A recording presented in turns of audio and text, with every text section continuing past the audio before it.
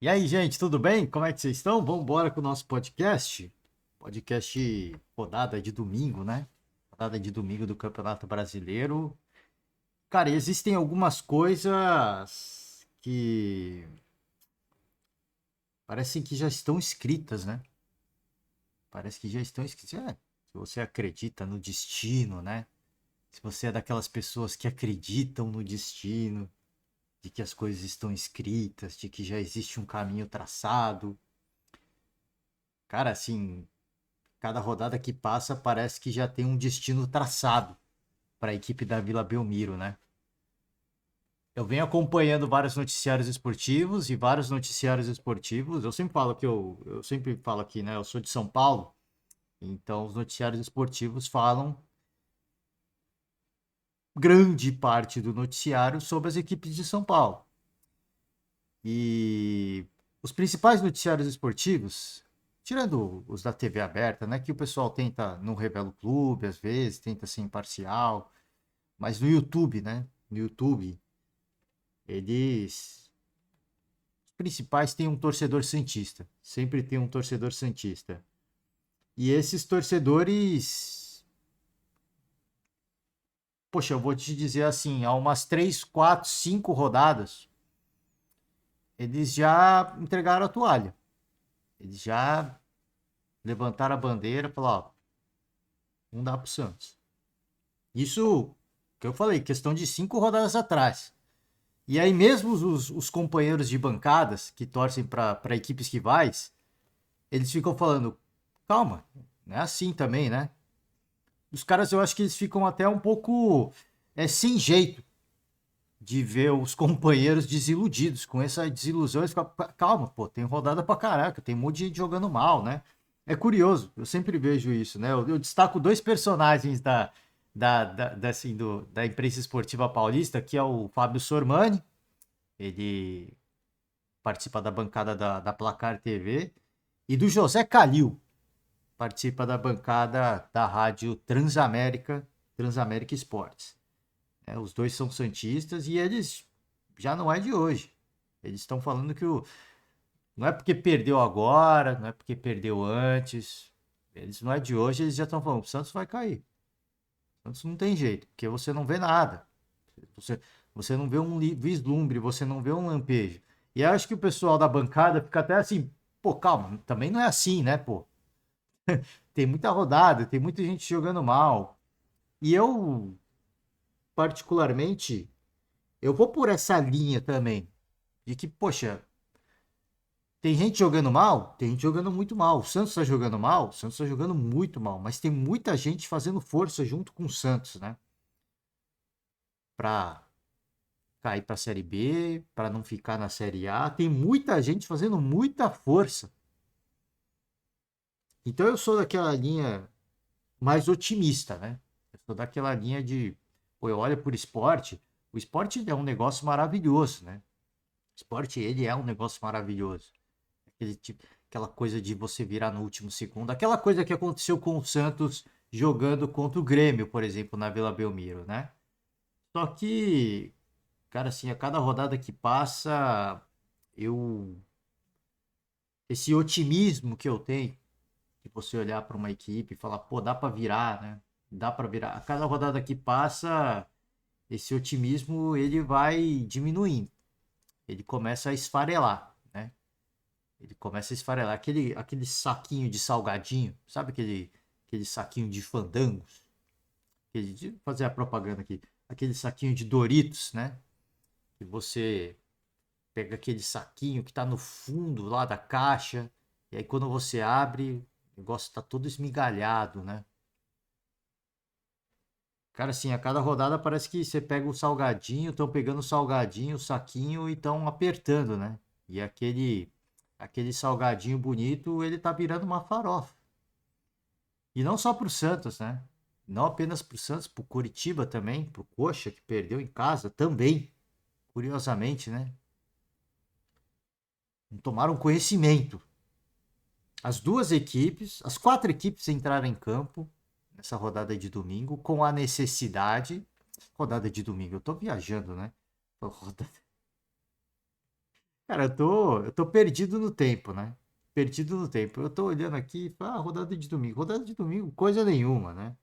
Nossa, eu tô muito perdido no tempo. Mas enfim, deixa eu fazer a correção aqui. Rodada de domingo é uma pinóia, né? Rodada de domingo é uma pinóia. Estamos chegando, estamos nos aproximando do final de semana, né? Estamos no famoso sextou. E eu tô falando em domingo. Você vê que a cabeça tá lá na frente já. A cabeça tá lá na frente. Essa rodada eu fiquei desnorteado de ver duas equipes jogando como mandante. Eu falei, foram. Vamos retomar o raciocínio. Cometi a gafe, peço perdão. Eu tô viajando, eu tô baqueado. Quatro equipes entraram em campo e só a vitória interessava.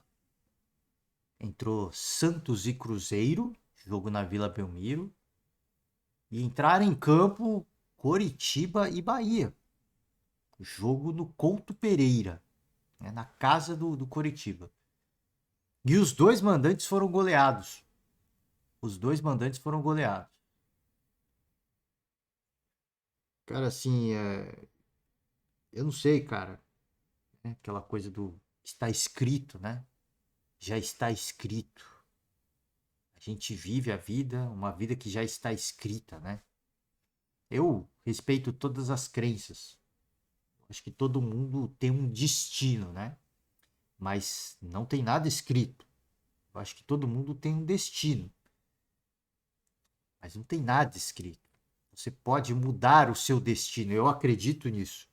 De que você pode até ter um destino, mas você pode mudar esse destino. Mas para você mudar esse destino, ou você é uma pessoa muito promissora e larga a mão, pensa assim, um jogador muito promissor que realmente que se perde na noitada, né, nas tentações da vida e não vira realidade.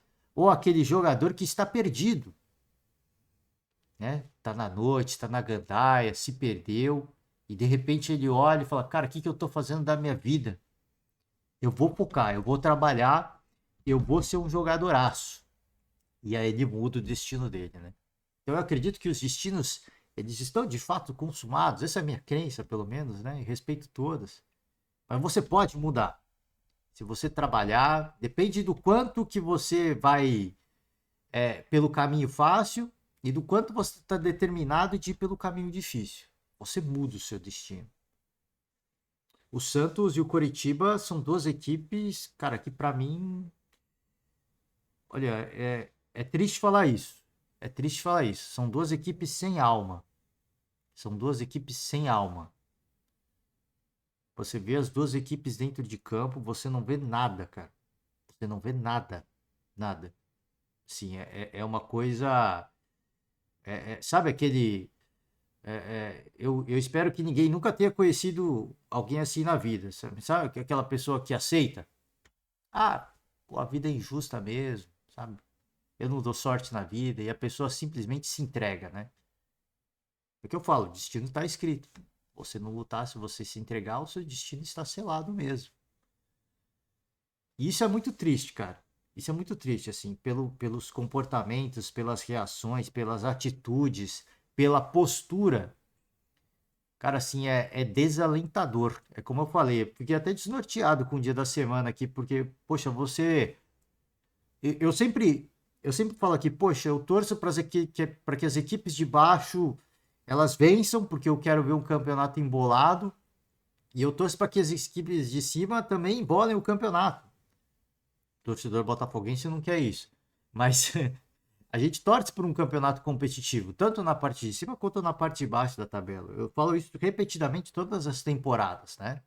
Eu torço para que quem está na zona do rebaixamento vença e tente sair, e consiga sair, e o negócio fique embolado. Quem está fora, obviamente que não deseja isso, vai me xingar, mas eu quero ver o campeonato competitivo.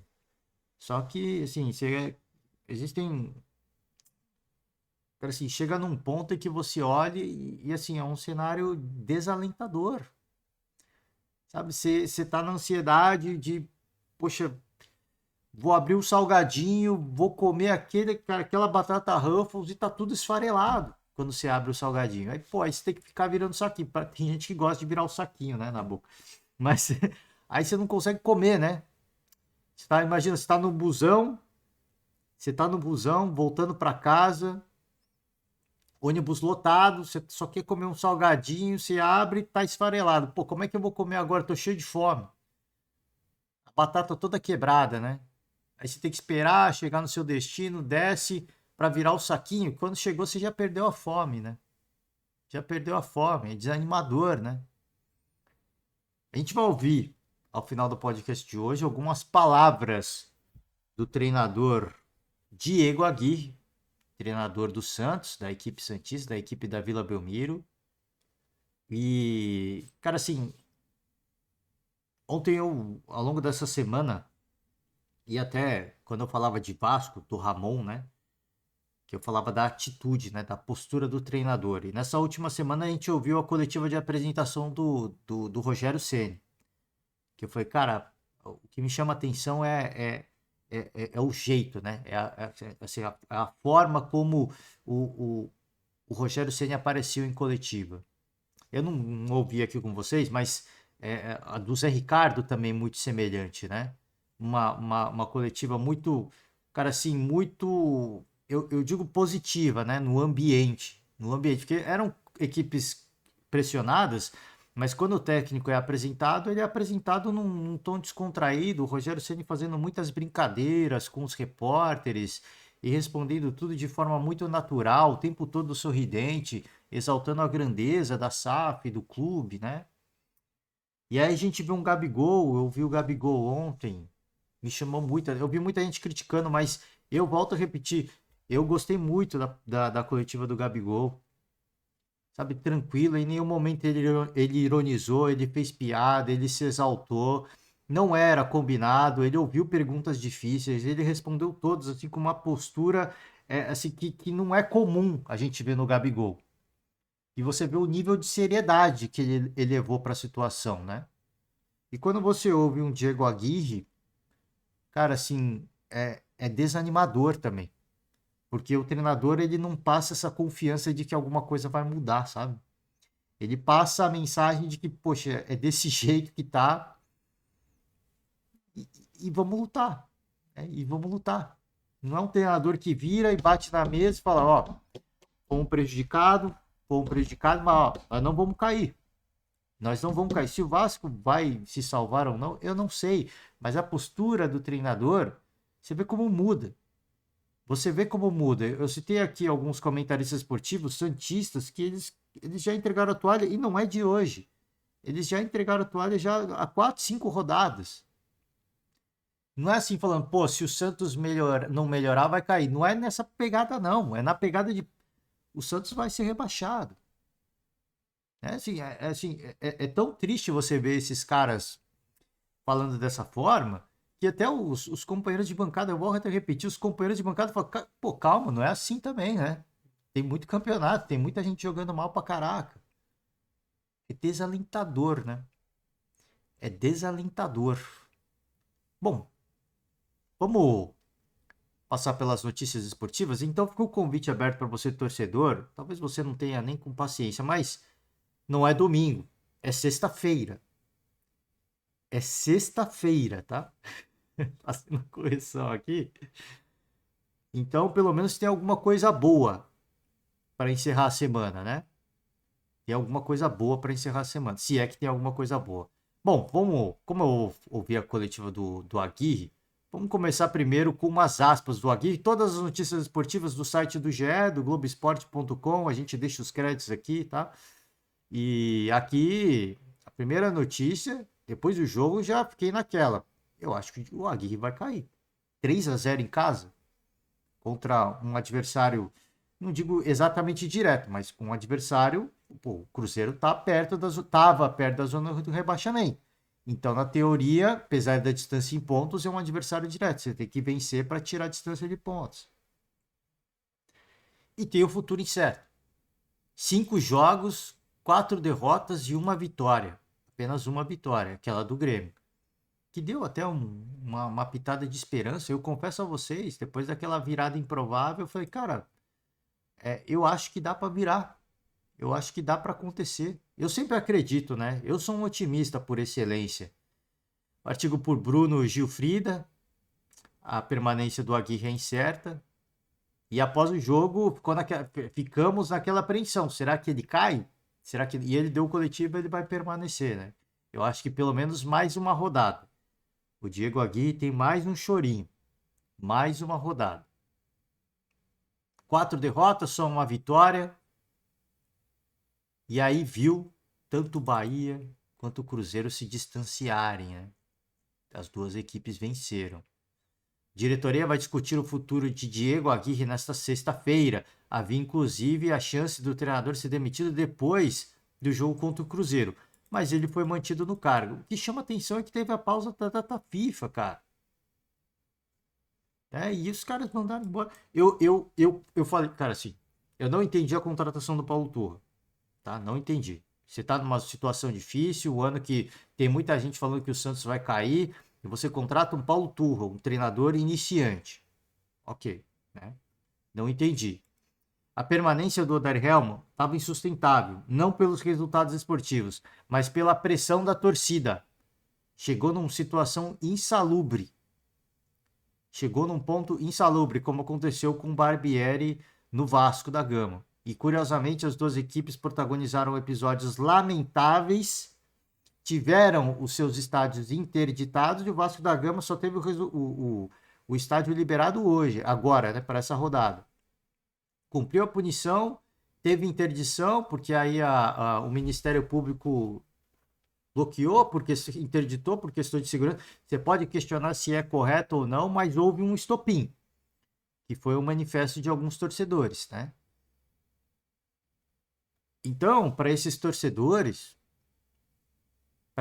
eu não digo todos, tá? Eu não digo todos. Para essa parcela, de repente até pequena, de torcedores que protagonizaram aquele vandalismo, que foram os responsáveis diretos pela interdição da Vila Belmiro, o Odair Hellmann, a gente já ouviu a coletiva do Odair Hellmann algumas vezes, acho que umas 2 vezes eu ouvi aqui. Ele era um treinador que, apesar da falta de resultados, ele era um treinador que me passava confiança. Porque ele ia para a coletiva com o rosto vermelho. Você via que ele estava incomodado. Você via que ele estava, cara, intrigado. Você via que ele sempre falava, nós vamos lutar. Nós vamos lutar. O Odair Hellmann falou por várias vezes que o Santos tem uma defesa baixa. O Odair Hellmann falou isso. Agora vai ter muita gente que não vai lembrar. A galera que foi responsável pela queda do Odair, e tinha que cair mesmo, porque a situação era insalubre, o treinador corria risco de segurança, tá? Agora essa galera se esquece, mas o Odair Hellmann avisou. Nós temos uma defesa baixa. Nós temos uma defesa baixa. A gente vai ter que trabalhar para ajustar, fazer correções e ajustes. E até hoje não houve ajuste, cara. Você vê, um treinador lá atrás já reconheceu uma deficiência, houveram uma série de contratações, essa deficiência não foi ajustada. Primeiro porque havia uma questão de jogadores, de particular, e aqui não é uma crítica aos jogadores, é a característica de cada um. Você ter uma defesa baixa não significa que você tem uma defesa frágil. Mas ajustes eram precisos, eram necessários. E você tinha um treinador ali que reconhecia problemas e que toda a coletiva ele se mostrava muito incomodado. Ele caiu, tudo bem. Eu concordo, eu discordo da demissão, mas eu entendia que era necessária, porque aí virou uma situação de segurança para ele, né? De preservar a integridade física dele e da família dele. Era necessário. E aí me contratam o Paulo Turra. Uma situação difícil, um clube em crise, me contratam um treinador iniciante. Um treinador que eu entendi a contratação, porque era preciso pelo menos ter um time menos vazado, e o Turra tinha, até onde a gente viu do trabalho do Atlético Paranaense, ele traria este DNA talvez retranqueiro, esse perfil mais retranqueiro. Não aconteceu. Não aconteceu por uma série de questões levantadas pelo próprio Odair Hellmann. Não há milagre, né? Não há milagre. Não é contratando 11 jogadores, né? Substituir, se contratar 11 jogadores. Não é assim que você vai resolver os seus problemas. É um problema crônico. O Daí levantou isso, o Paulo Turra passou por isso e o Diego Aguirre passa pela mesma situação, cara. Então valeu a pena? Agora é legal, né? Agora tem corredor de fogo, vai no aeroporto, né? Agora é tudo legal, né? Agora é tudo lúdico, né? Parece um livro, parece que a gente está vendo aqueles livros de ficção, né? Daquelas histórias de superação. Ah, corredor de fogo. Ah, torcedor no aeroporto. Ah, adrenalina. Agora é tarde, gente. Agora é muito tarde. O Santos tinha um excelente treinador e ele foi queimado. Por quê? Porque existiam limitações. Existiam. As possibilidades eram restritas e aquele cara estava comprometido. Ele entendia os problemas e ele estava comprometido. E mais do que isso, ele mostra uma coisa que o Diego Aguirre não mostrou até hoje. Ele ia para a coletiva com o rosto vermelho, cara. Incomodado, nervoso, querendo mudar o destino, que parecia nebuloso. Aquela altura era apenas nebuloso. Hoje, cara, é uma sala com uma luz apagada. É uma sala com uma luz apagada. Bom, vamos com algumas aspas do Aguirre. Não sei um adjetivo para falar da derrota de hoje, mas a responsabilidade, obviamente, é da comissão técnica, dos jogadores e de todos. Não tem um único culpado. Assim como quando você ganha, tem alguns merecimentos e coisas que fez bem. Na hora da derrota, obviamente, a comissão técnica tem responsabilidade, muita, mas é compartilhada. Temos que assumir. Ele chama a responsabilidade, obviamente, né? Não tem por onde fugir. A responsabilidade. Eles tiveram quantos dias? 10 dias aí para trabalhar, né? E, curiosamente, cara, o Marcos Leonardo, ele é um cara muito diferente, né? É uma partida pavorosa da equipe santista e você consegue pegar um lance do Marcos Leonardo que é de pura genialidade, né? E você consegue ainda tirar uma coisa boa. Você olha e fala, pô, o Marcos Leonardo, ele é um coitado. Ele é um coitado. Ele chapela ali na grande área. Cara, assim, ele é um coitado, poxa. Você olha, assim, é uma situação que você olha e fala, poxa, sabe? É o único cara diferente, talvez, que o Santos tenha. O único cara diferente. O camisa 10 do Santos, quem é? Era para ser o Marcos Leonardo, mas o Marcos Leonardo é o 9. Tudo bem. Mas era para ser ele o 10. Era para ser ele o 10. É o único que faz alguma coisa diferente. O 10 é o Soteldo, que está fora porque tomou um cartão vermelho irresponsável. Aqui as palavras do Aguirre parecem até ser parecem e são de fato palavras bonitas, mas a forma como ele fala, tá? Por isso que eu quero ouvir a coletiva com vocês. É a postura dele. Ele, cara, ó, ó a feição dele. O que passa para você? É, é a cara do Santos. Desculpa, Aguirre. Desculpa, perdão ao respeito, eu acho um bom treinador, mas a feição do Aguirre é a cara do Santos. É a cara da equipe santista, cara. Ó, aqui Tomás Rincon pede desculpas à torcida do Santos, temos que pôr a faca nos dentes. É um time, cara, sem alma, cara. Sem alma. O torcedor, como eu falei, agora é tarde. Não adianta fazer corredor de fogo, ir no aeroporto, comprar todos os ingressos. Era para ter feito isso na época do Odair. E eu tinha avisado, né? Nunca gosto de falar isso, eu avisei. A gente nunca gosta de falar isso, porque a gente fala as coisas na boa intenção, mas agora é tarde. Agora tá muito claro que é muito tarde, né? E talvez não tenha mais tempo. Mas uma coisa que me incomoda, cara, é que, cara, isso parece não ter efeito nenhum nos jogadores. Não tem, cara, assim, não tem efeito nenhum. É tarde pro torcedor fazer isso? Sim, mas antes tarde do que nunca. Mas, cara, isso parece que não passa nada, mano. Aquela vitória contra o Grêmio fica cada vez mais claro que caiu do céu. É uma parada que caiu do céu. Foi literalmente. Foi intervenção ali, cara. O rei olhou pra Vila Belmiro e falou: gente, hoje não. Hoje não, pô. Vocês estão de sacanagem comigo. Com todo respeito ao rei Pelé, né? Faz a brincadeira aqui. Mas ali foi, cara, assim, muita gente falou brincando e falou isso, cara, assim, foi o rei. O rei assoprou aquela bola, ela não saiu, o Santos fez o gol. Não dá pra você ter uma intervenção divina todo mês, cara, todo jogo. Você precisa jogar, você precisa fazer por merecer. As coisas não caem no céu da vida, né? Tem gente que nasce com a bunda virada pra lua. Mas isso é exceção, é meia dúzia. O resto, cara, o resto dos 99% do planeta, a galera tem que ralar, cara. Tem que ralar até, pô, noites mal dormidas, trabalho pesado. É só assim para mudar o seu destino, cara, né? Bom, vamos com o Zé Ricardo, celebrou a estreia do Cruzeiro e que baita estreia, né? Que baita estreia, falou do Nicão, que teve uma grande exibição, né, cara? O gol do Nicão é qualquer parada também, né?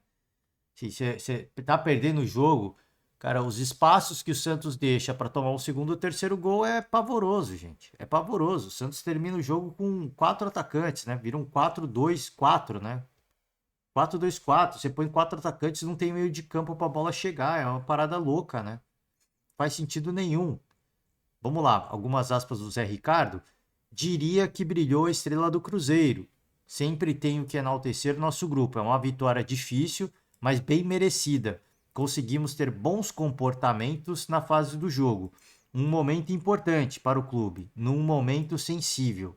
Não é a vitória do Zé Ricardo para nenhum jogador, mas para a equipe. Campeonato difícil, longo, mas temos que saber lidar. Temos um jogo dificílimo ano que vem. Ano que vem? Mais importante a vitória contra o Santos. Parabéns ao grupo. Acho que tá errado aqui.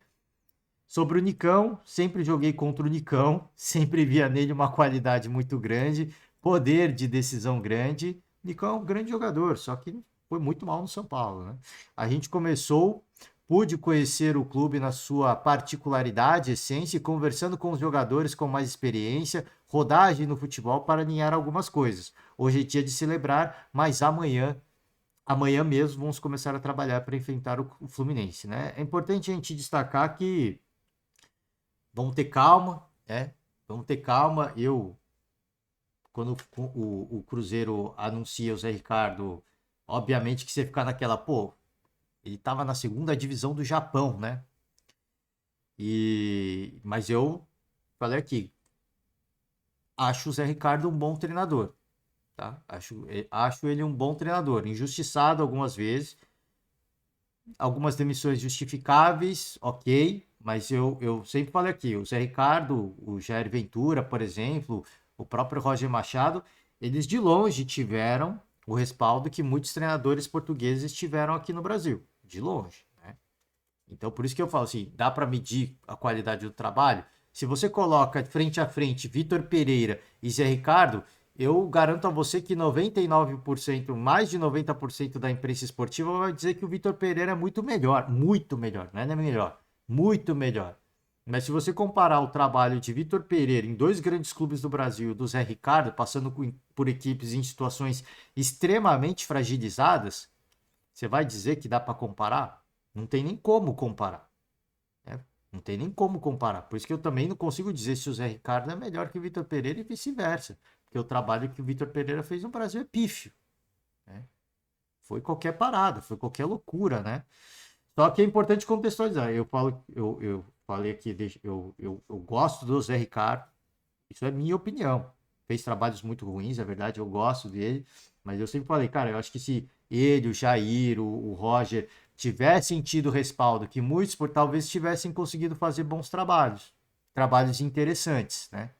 Que não colocassem numa situação de, pô, Zé Ricardo, meu Deus do céu, cara, o que o Ronaldo tá fazendo, né?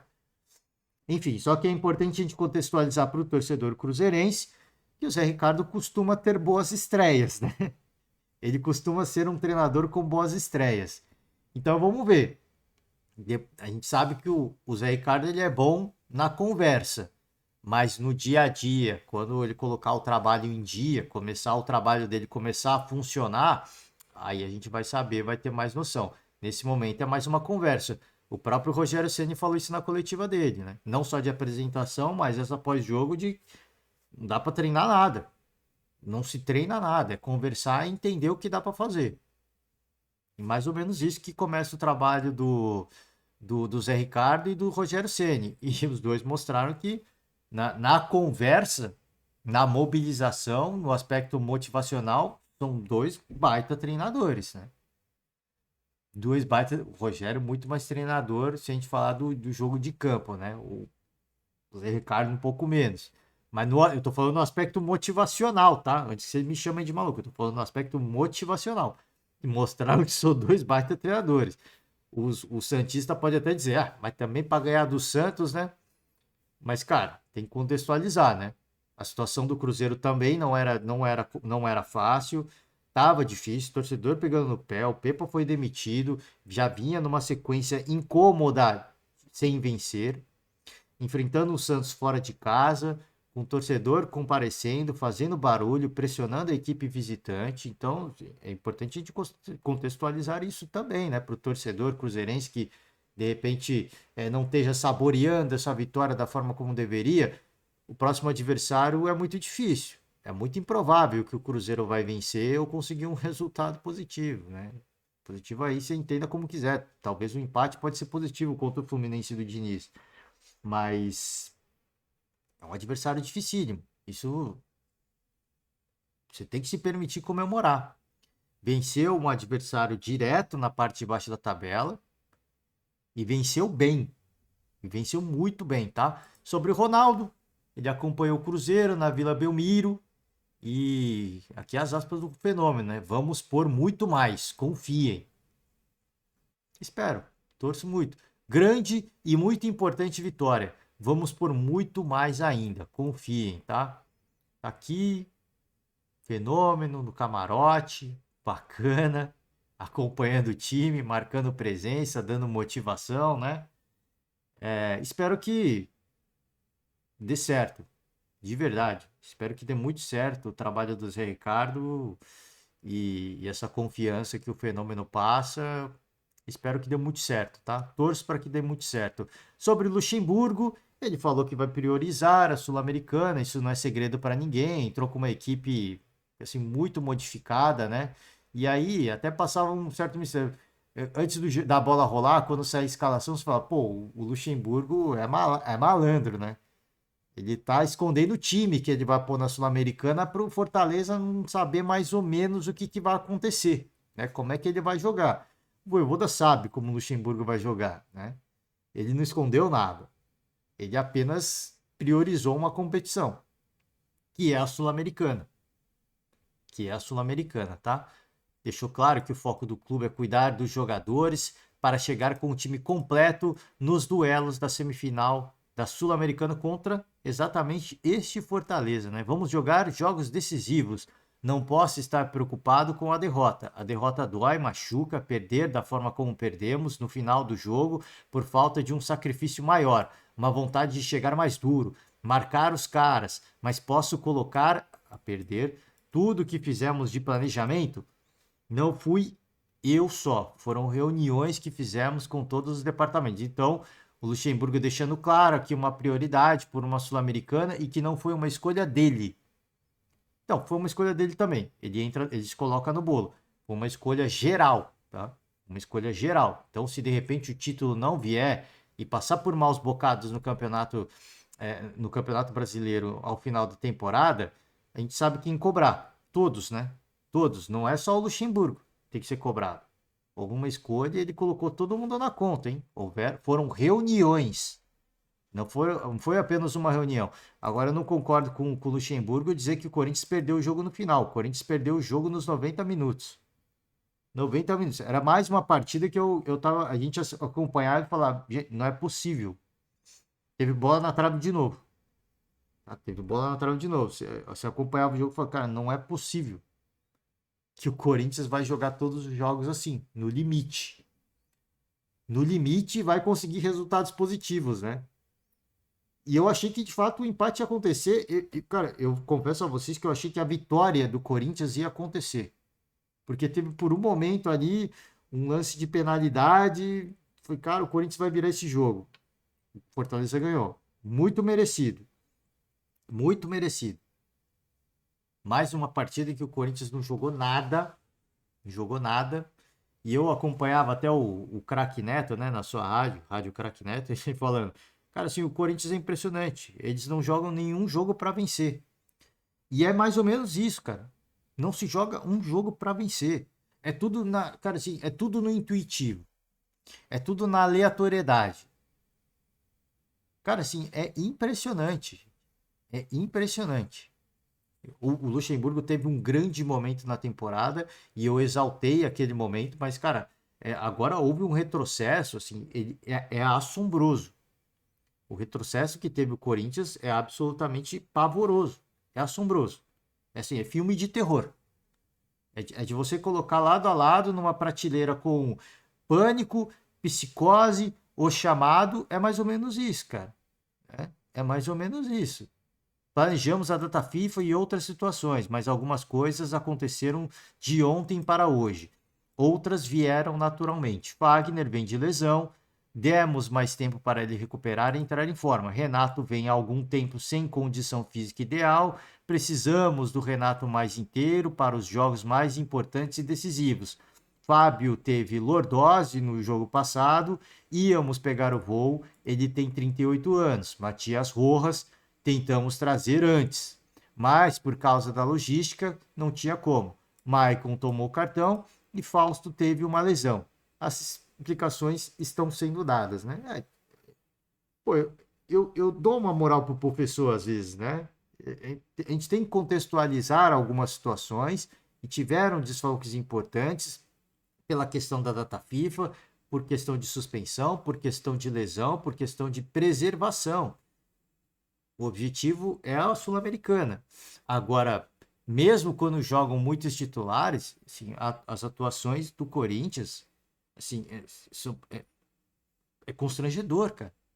É constrangedor. E deixa eu ver se tem umas aspas aqui do Luxemburgo falando da proximidade da zona do rebaixamento, né? É uma coisa assim, é do torcedor ficar maluco, cara. É do torcedor ficar maluco. Deixa eu ver se tem, quando ele fala aqui não tem o esquema tático, proximidade do Z4. Eu vou pegar só essas aspas aqui, porque o Luxemburgo ele vive numa realidade alternativa, gente. Ele vive num mundo paralelo. Você está dizendo que estamos perto da zona. Ó, só pegar aqui, ó. O Corinthians, o repórter fala assim, ó, o Corinthians está a 5 pontos do Santos, que é o primeiro time fora do Z4, tá? É isso que o repórter ele fala na pergunta. E o Luxemburgo tá. Você está dizendo que estamos perto da zona. Eu vi a classificação agora. O Santos está com 21 pontos. Como está a 5 pontos, não interessa. Você está colocando como se a gente estivesse numa situação extrema. Vocês querem colocar a gente ali. Olhando a tabela, você vai ver que o Santos tem 21 pontos e não ganhou. Ficou 5 pontos de diferença. São 2 jogos. Não quer dizer que não temos que trabalhar, mas eu vejo futebol diferente. Se estiver a 4 pontos para ganhar o título, você vai dizer, são 2 jogos. O Luxemburgo não é de hoje que ele fica falando essas aspas aqui, tá? Ah, se fosse o inverso, se a gente tivesse a 4 pontos do líder, vocês iam estar falando outra coisa. Exatamente. Exatamente. O Corinthians não está perto do líder. O Corinthians não está a 4 pontos do título.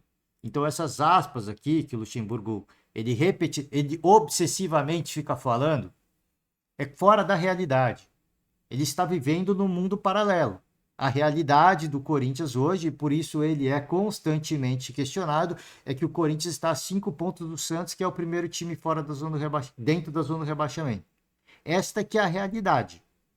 A realidade não é o Corinthians a 4 pontos do Botafogo. A realidade é o Corinthians a 5 pontos do Santos. Essa que é a realidade. Né?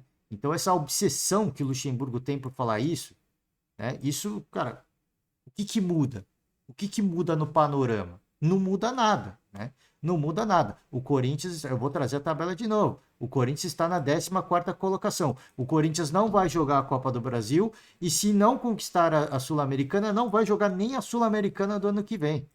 Essa é a realidade do Corinthians. Para ficar ouvindo o Luxemburgo falar que, se tivesse a 4 pontos do título, vocês iam falar que era 4 jogos, né? É óbvio que iam falar, porque você ia estar dentro da zona, você está uma possibilidade de ganhar um título, uma conquista importante, muita grana, muita visibilidade, muito patrocínio, você se classifica para Libertadores, muita grana, muita visibilidade, muito patrocínio. E agora não, você está numa situação totalmente inversa. E ele está falando isso como se fosse algo normal, né? Ele fala isso como se fosse algo normal. Pô, só eu que tô ficando maluco ou o quê, cara? Eu não tô. Eu acho que tá todo mundo maluco, né? Eu acho que todo mundo é louco. Todo mundo é louco. Você que critica o Luxemburgo, você é maluco, cara. Você é doente, vai se tratar. Eu sou doente. Eu preciso procurar ajuda. Porque a gente tá maluco. O único correto é o Luxemburgo. Ele é o único que tá correto, né? Não é possível, cara. Não é possível. Vambora aqui. Sobre o Cássio, a reação do Corinthians, né? Não temos mais tempo para perder pontos. Vai continuar perdendo ponto, cara. Não digo nem que o Corinthians vai perder jogos. Vai perder pontos. Empatar é perder pontos também. Vai continuar perdendo ponto. Porque o Corinthians joga esse jogo e o Luxemburgo se dá por satisfeito. O Luxemburgo está satisfeito, né?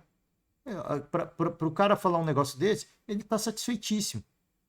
Ele está satisfeito. Então, o Cássio, desculpa o gigante Cássio, você pode se incomodar muito.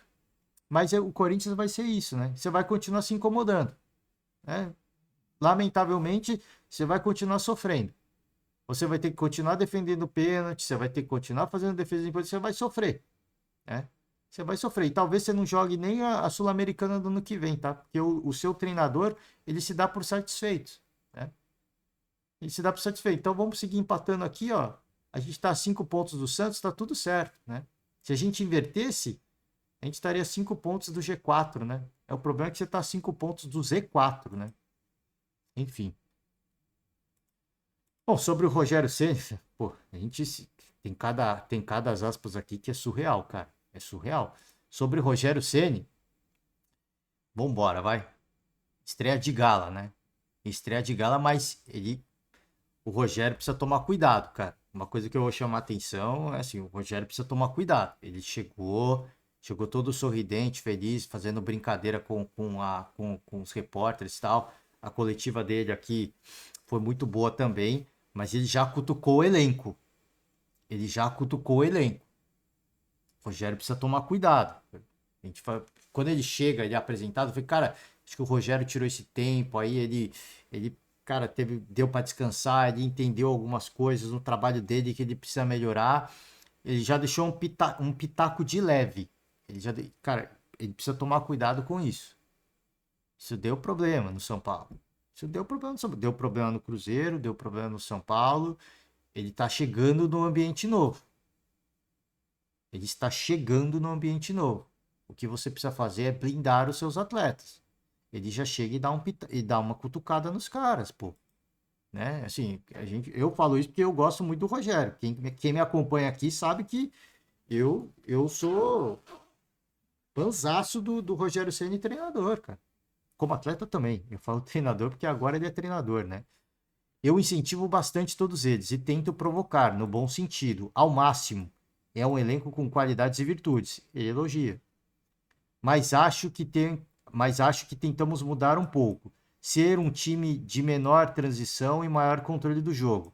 Lógico que na frente do placar o adversário te empurra para trás. Tirando o segundo gol, não podemos tomar de jeito, tirando o segundo gol, que não podemos tomar de jeito nenhum. De resto, acho que controlamos bem o jogo. Mesmo depois do primeiro gol, peraí. Mesmo depois do gol no primeiro tempo, peraí, gente, tô coçando o nariz aqui, deu uma coceira, tem um ataque de coceira aqui. Mesmo depois do gol no primeiro tempo, nosso melhor momento no jogo. Trabalhamos bem a bola, contra-atacamos, depois perdemos um pouco de concentração até sofrer o gol no final. Ele fala mais de uma vez isso na coletiva, de que o time perdeu a concentração, de que o time... É uma realidade, gente. Isso é uma realidade. O Rogério Ceni é um cara muito sincero. Mas é o que eu falei. Esse não é o momento de você ter sinceridade. Esse é o momento de você falar, cara, coisas normais, né?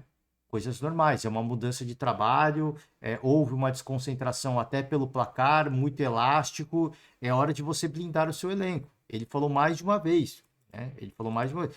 É a realidade? É a pura realidade. Ah, mas o jogador tem que ser profissional e tem que aceitar. Cara, assim, tudo bem. Isso é o mundo ideal, isso é o mundo perfeito. A realidade é que é um grupo que, se eles sentirem que o treinador está colocando eles no holofote, ó, desculpa, amigo, né? Você acabou de chegar, você vai querer sentar na janela, né? Então, por isso que eu falo assim, é a realidade? É a verdade. Esse é o jeito do Rogério. Esse é o jeito do Rogério. Só que ele precisa tomar um cuidado com algumas coisas. É óbvio que ele fala isso num tom até de provocação, como ele fala, né? Provocação no bom sentido, de, pô, gente, vamos lá, né? Vocês são bons, vamos virar essa chave. Deu certo, deu certo. O time falhou, faltou concentração? Falhou mesmo, faltou concentração mesmo. Mas não é o momento para falar isso agora. Pô, acabamos de chegar, não tô passando pano, mas, né, é uma mudança de trabalho. O trabalho anterior, o Zé Ricardo, por exemplo, elogiou até o trabalho do Pepa, né? Elogiou até o trabalho. Pô, já vinha sendo um trabalho bem feito antes, né? A gente está dando continuidade. Então, cara, assim, falar isso, pô, era um trabalho bom, mas quando você muda, né? Eu concordo com tudo que o Rogério falou. Tudo. Mas você precisa ter uma sensibilidade na hora que vai falar do elenco. É só isso. É só esse o meu ponto. O que ele falou aqui, perfeito. Perfeito. Ele fala na coletiva, pô, jogo de transição tem o lado bom e o lado ruim. O lado bom é que você vai ficar buscando o jogo. O lado ruim é que você vai ficar tomando sufoco. Então eu não gosto muito, né? Ele gosta de ter um jogo de controle, né? Menos transição e mais controle de jogo. Concordo, perfeito, perfeito. Concordo com tudo que o Rogério falou. Tudo faz sentido, né? O jogo de transição só interessa se você tem uma defesa muito sólida, como tinha o Palmeiras, né? Como tinha o Palmeiras no início da era Abel Ferreira. Tirando isso, é muito complicado, né? Você tá sempre correndo risco. O Bruno Lage falou isso em uma das coletivas, né? Como é que é no jogo na Inglaterra? Perguntaram para ele. Ele falou, pô, chega lá nos últimos 15 minutos, vira uma loucura. É transição para lá e transição para cá. Né? Você ameaça, mas você sofre muito também. Né? Então, o Rogério Ceni tenta, e com o tempo, ele vai conseguir pôr isso em campo. Com o tempo. Isso não vai acontecer do dia para a noite. Então, como ele vai ter que ir muito na base da resenha, da conversa, para fazer funcionar algumas coisas, cara, tem que blindar. Você tem que blindar o elenco. O time é bom, tem qualidade, a gente vai potencializar. Houve uma desconcentração, mas isso é natural. É natural pelo placar elástico, pela mudança de trabalho, né? É só esse o meu ponto. Só isso. De resto, o Rogério, coletiva boa, falou bem, né? Até um pouco descontraído em alguns momentos, né? Promissor, muito promissor. Né? Muito promissor o trabalho do Rogério. Aqui o treinador do Coritiba exime a culpa do Luan, né? O goleiro do Coritiba, pelo amor de Deus, né? E o Rogério falou sobre isso, né? Falou sobre isso, falou que é um bom goleiro e ele mesmo, como goleiro, passou por maus bocados na carreira, tinha noites terríveis, né? E tem que fazer isso, né? Tiveram algumas falhas, mas não é só culpa dele. A culpa é do clube, da equipe, do setor defensivo, do setor ofensivo. Em nenhum momento passou de ser substituído, o goleiro no caso. O Luan já brigou contra o rebaixamento, é experiente, ele tem a nossa confiança e infelizmente não foi a noite dele, né? Não foi mesmo. Uma noite pavorosa, mas como diz o Rogério, você, na vida de qualquer atleta, e ele, um atleta mega consagrado, né? Baita goleiro, sabe melhor do que ninguém, é o cara certo para falar sobre isso, né? Pô, normal, na vida de um goleiro, vai ter noites que realmente você não vai conseguir dormir. E faz parte, e faz parte. A gente torce para que o atleta se mantenha focado, tenha o apoio do elenco, do torcedor. Vai ter muita gente que vai pegar no pé, mas que tenha apoio do elenco, da comissão técnica para buscar. Mas a situação é assim, não é só a questão do goleiro, né? O goleiro, assim, os erros foram um reflexo do que é o Curitiba hoje. Os erros do Luan Poli, assim, é um reflexo do que é o Coritiba hoje. É um time, como eu falei do Santos, é um time sem alma, cara.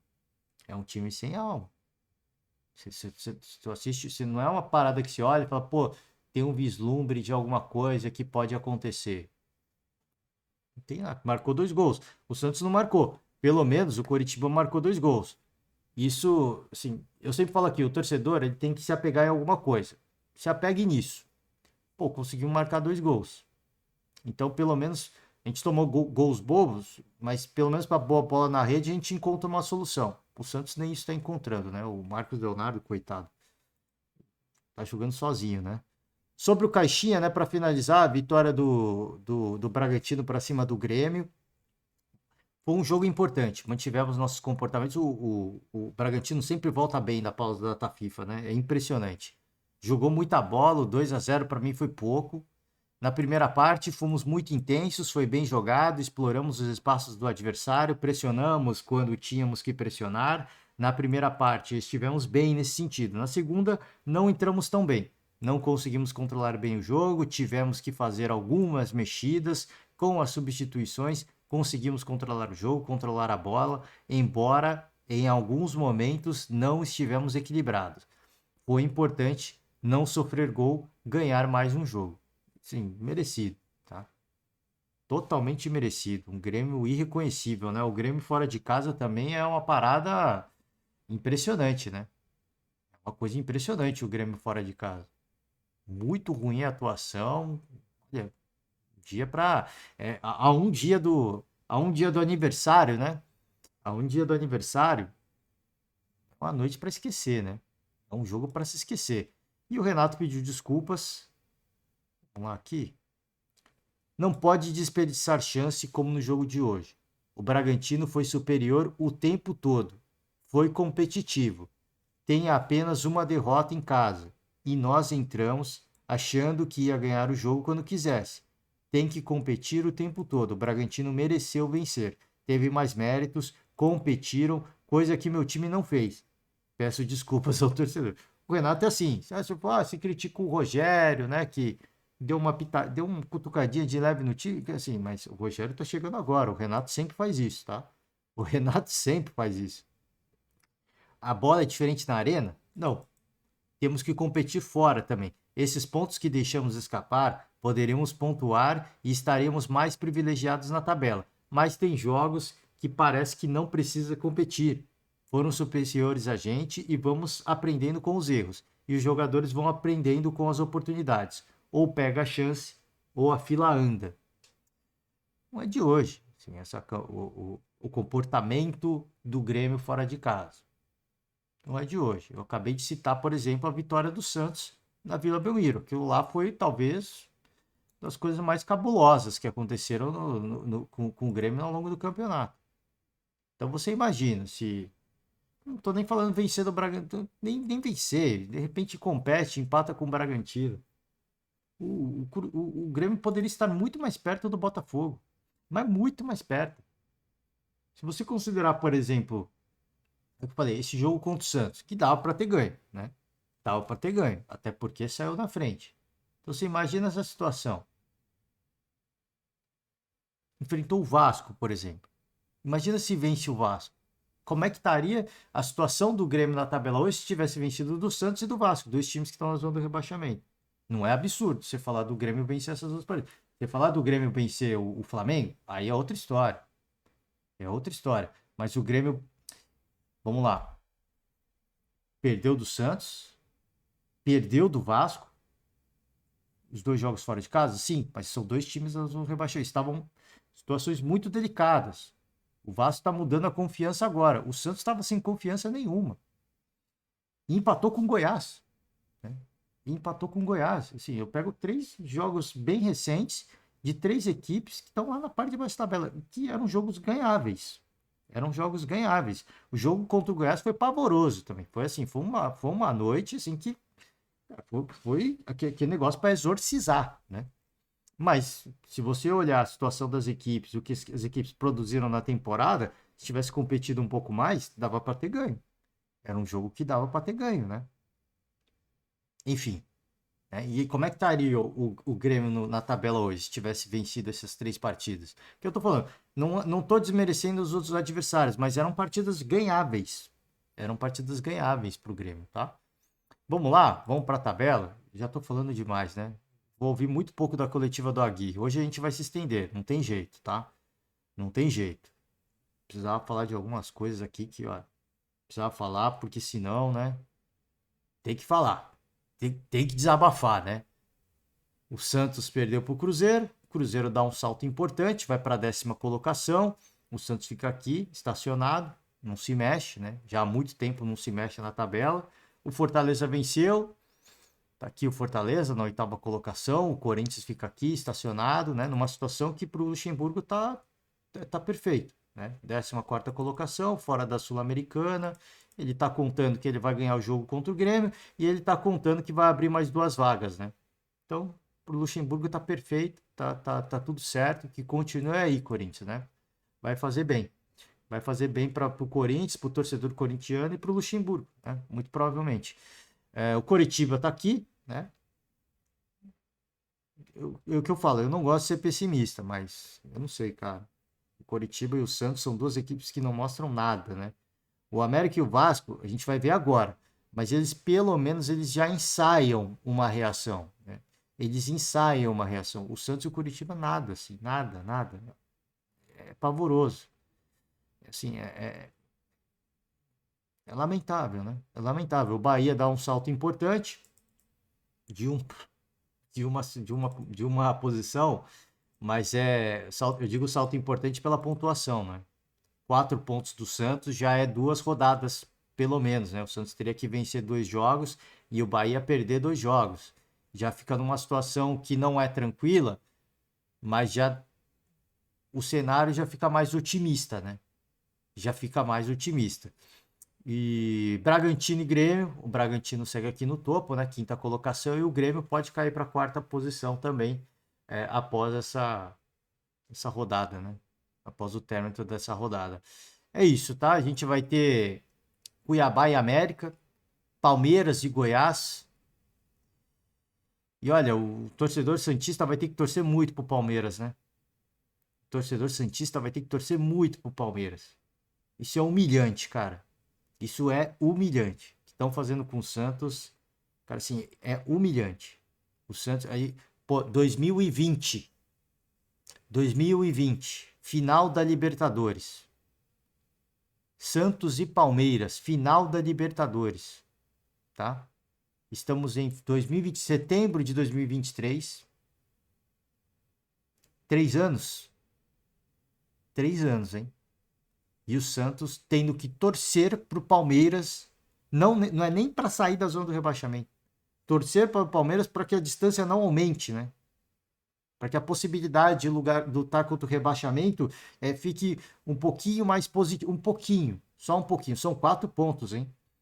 Assim, isso é humilhante, cara. Isso é humilhante. Tem que torcer pro Palmeiras para que a situação fique menos pior. Não é nem melhor, para que a situação fique menos pior, tá? A gente vai ouvir 1 ou 2 perguntas do Aguirre só, porque a gente já está estourando 1 hora de podcast. Não quero passar de 1 hora e meia. Não vou passar de 1 hora e meia, não. O que eu quero trazer não é nem as respostas do Aguirre, porque não tem muito o que adicionar, tem muito o que acrescentar. É apenas para que você, torcedor, veja a postura do Aguirre. A feição, olha a feição do Aguirre. Ele nem tá falando nada, com todo respeito ao Diego Aguirre, que eu acho um bom treinador. A cara do Diego Aguirre é a cara do Santos. É a cara do Santos. Então, o convite a você, torcedor, Santos Futebol Clube, se inscreve no canal, curte o vídeo, tá? Mesmo se você não gostar, é o que eu falo, assim, você, torcedor, faça o seu papel, pelo menos.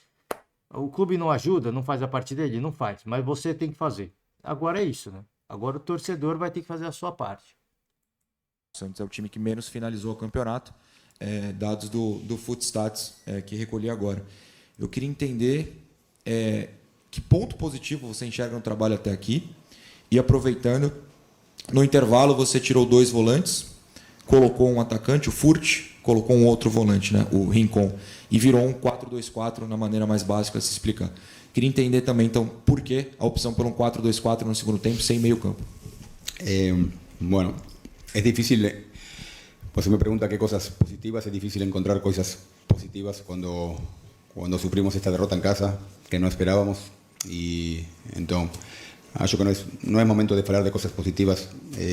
Podemos hablar de cosas negativas que acontecieron no jogo, que todos vimos, que nos trabajamos, por ejemplo, mucho na bola parada y tomamos ese gol que acho que pesó mucho, sentimos y no marcó el comienzo de la victoria para Cruzeiro.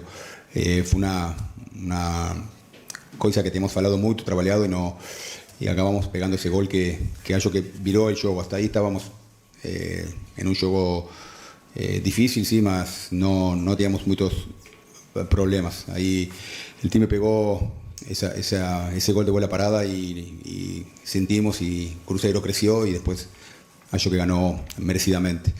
Después las trocas, Gabriel en un lugar de Caixara, que estaba con cartón amarelo, un lateral por un lateral. Rincón por Nonato, un volante por un volante.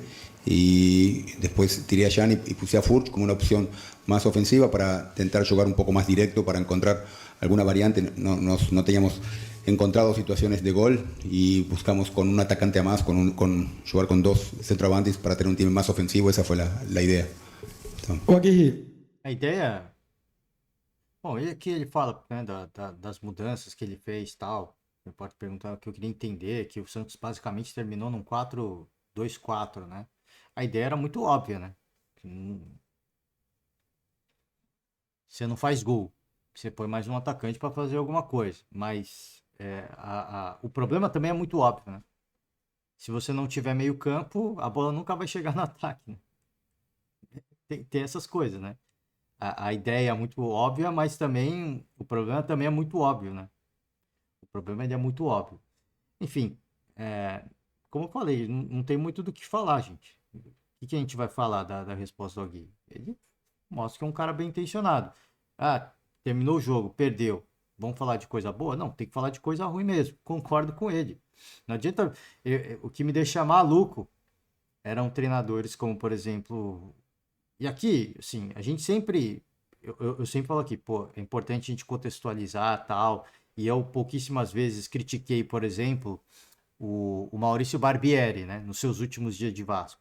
Sempre falando, o time jogou bem, que não sei o quê. E assim, e por alguns momentos do jogo, quando você ouviu o Barbieri, você vai ver o jogo. Pô, de fato, havia um momento. Só que, cara, não adianta você ficar falando de coisas positivas se o time tá perdendo. Eu me lembro, por exemplo, do início do Rogério Ceni, né? O Diniz, há 3 anos atrás, perdendo o jogo, tomando goleada. Não, mas, cara, a gente. Vamos, ó, aqui, ó. Tivemos tantos por cento de posse de bola, tivemos tantos por cento de porcentagem de passe. Você vai falar de coisa boa num momento desse? Eu concordo com a Gui. Eu fico maluco quando o treinador, você perde, tem uma sequência de derrotas, ou você toma uma goleada e o cara quer falar de coisa boa.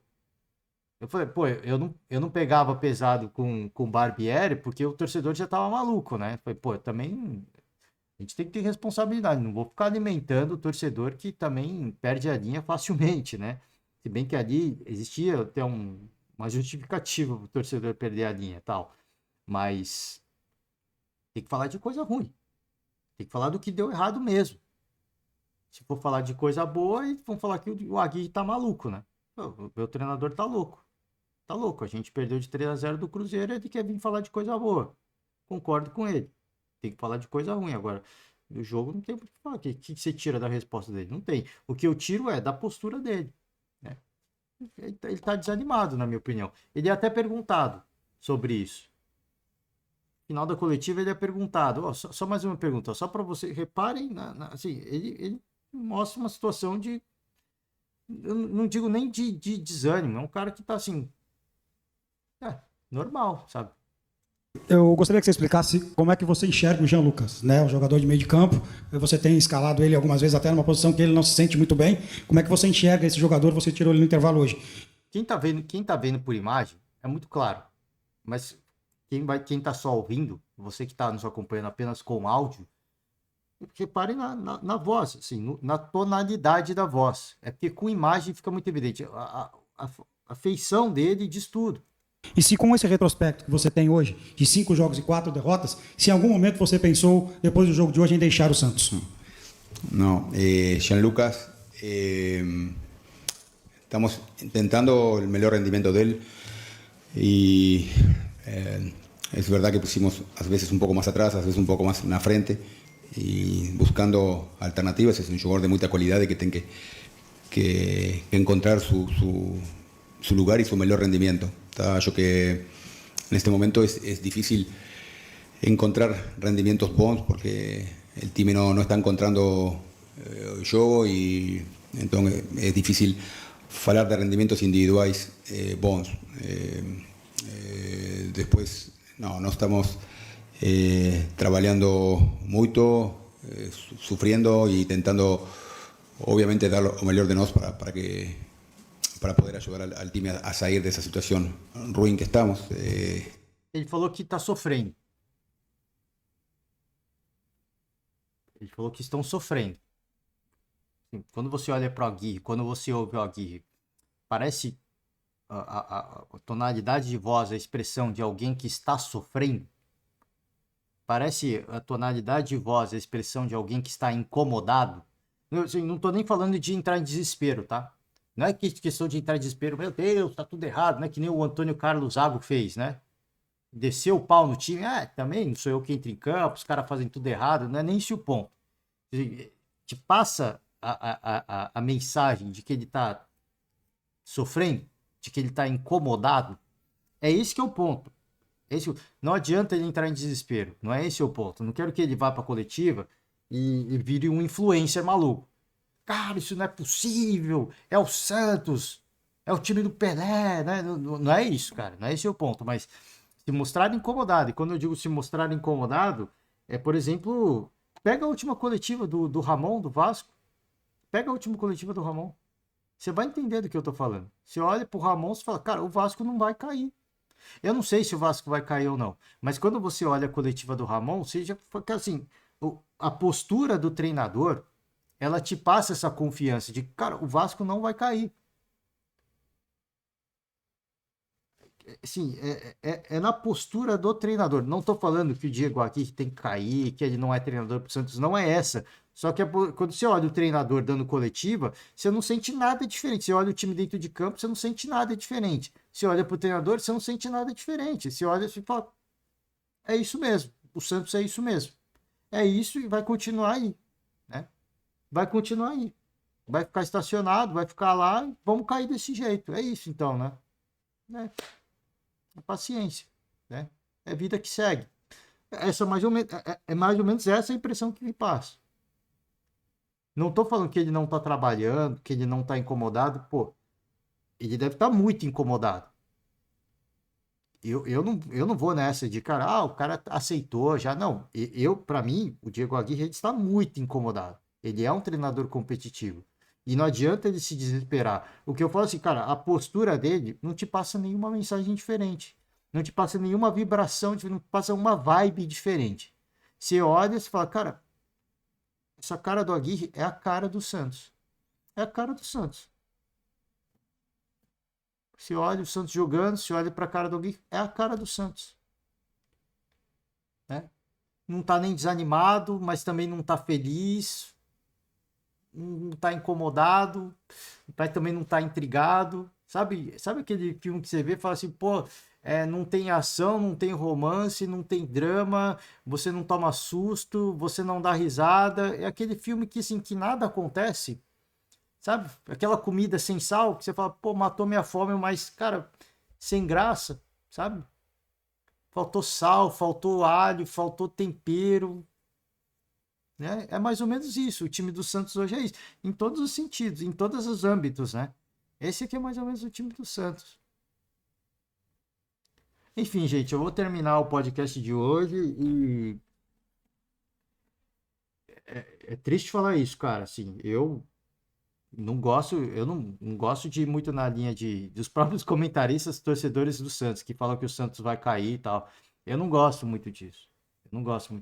Eu sempre falo aqui, eu sou um otimista por excelência. Eu sou mesmo. Eu não nego isso, eu não escondo isso. Mas, cara, assim, Quanto mais a gente olha para o Santos, partidas do Santos, eu vou falar assim, é como eu abri o saquinho de salgadinho, chego em casa, pô, vou comer um salgadinho e tá tudo esfarelado. Aí você pega assim, só tem o pozinho, né? É legal? Você chega em casa, tem aquele saquinho de pão, você vai comer o pão, já tá murcho. Aí dá aquela decepção, né? Você chega em casa, poxa, cheio de fome, pô, o pãozinho ali na mesa, você vai pegar, já murchou. Pô, mano, que decepção, cara. Ah, que decepção. Bom, é isso, gente. É isso, tá? Vamos com... Só para finalizar, mais uma vez, a gente vai ter Cuiabá e América, Palmeiras e Goiás. A gente vai voltar, são duelos importantes, né? Tanto o Cuiabá quanto o América, duelo importante. Apesar da distância em pontuações, o Cuiabá querendo ainda se manter numa situação confortável, o América buscando a recuperação. Cuiabá que vive um péssimo momento hoje, tá? E o Palmeiras, que segue na caça ao líder, vai enfrentar o Goiás, vai ter a torcida em peso de santistas, vascaínos, torcedores do Coelho, do Coxa, tá? Torcedores do próprio Bahia. Então o Palmeiras vai ter uma bela torcida a seu favor. Né? Vamos ver se o Palmeiras, como é que volta da data FIFA, né?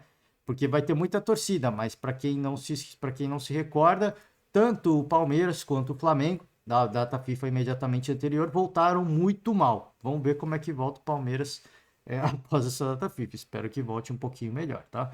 É isso, gente. Encerro por hoje. Peço perdão pelo longo podcast. Você que nos acompanha até aqui, eu peço para deixar uma moral. Muito obrigado, um forte abraço e amanhã a gente está de volta. Tchau.